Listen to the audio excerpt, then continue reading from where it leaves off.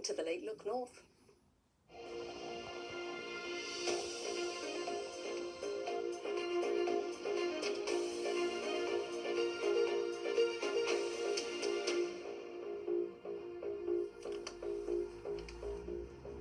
Hello, good evening. I'm Sharon Barbour.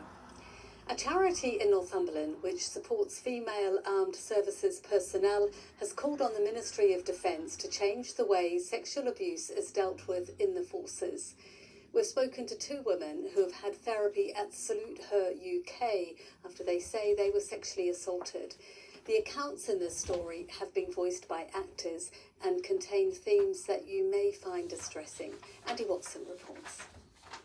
This small charity in Northumberland is a lifeline for women who've served in the armed forces.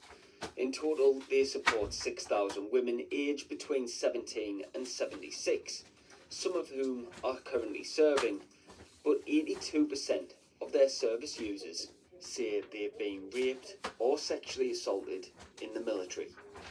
Most of the women who access us have experienced sexual violence of some description, whether that's inappropriate banter, language, bullying, gender discrimination, all the way up to rape. Over the past year, we've spoken to women who access Salute Her counselling. Two of them have agreed to share their stories. We've kept them anonymous to protect their identities. And although decades separate their service, their experiences allege a culture of abuse. I was 17.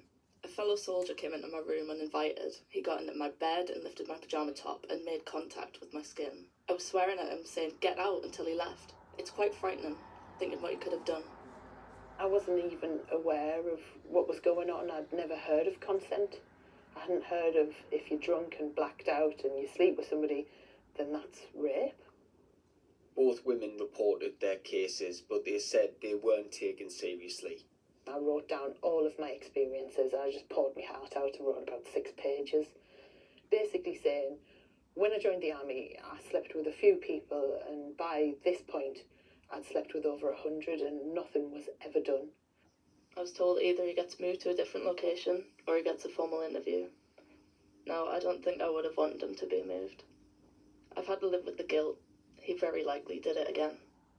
Salute Her say that the women they work with can be traumatised from their time in service, and they want to change the way that these cases are investigated and handled. Sexual violence cases need to be investigated by a civilian police force. Therapy needs to be provided by external services as well, and women need to access advocates who can be their voice when they haven't got a voice. This approach has been backed by victims who've been forever changed by their time in the forces. I didn't want to think about it. But now when I think about it, I'm so angry. I'm just so angry about it. They don't look at people like human beings. Well, a Ministry of Defence spokesperson said any serious crime, including non-recent reports, is thoroughly investigated independently from a person's chain of command. The Labour group, which runs Sunderland Council, is urging the city's university to halt its plans to close and demolish the National Glass Centre. It's the first time the party has backed a campaign to save the glassmaking and cultural venue from being shut down. Sunderland University, which owns the site, claims it would cost up to £45 million to carry out structural and roof repairs, and that demolition is the only feasible option. But Labour disputes the repair costs. This city will not survive without a university. This university won't survive without the city or its council. Come and work with us, come and talk to us, come and be a real partner. Partners don't do this to each other.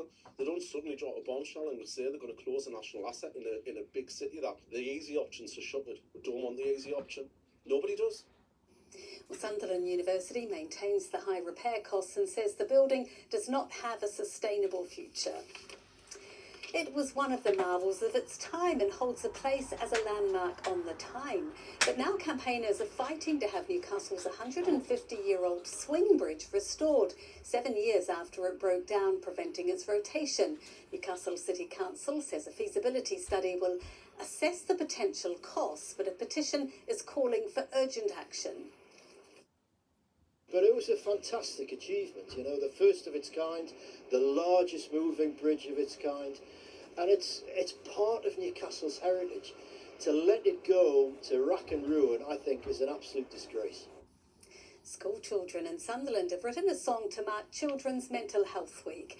The Year 5 and 6 pupils at Mill Hill Primary, who were part of a school rock band, went on to record it in a professional studio and even made a music video. Their original song is about friendship and belonging.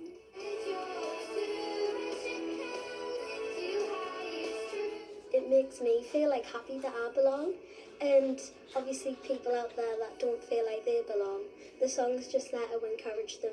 I know that there's people that think that they don't belong anywhere and they might have been going through bullying or stuff like that, but they need to know that they always have a place anywhere and everybody's here for support. Lovely. Time for the weather. Here's Paul. Good evening. The weather is changing. Overnight tonight, though, we've got some snow, some ice to contend with, especially over the high ground.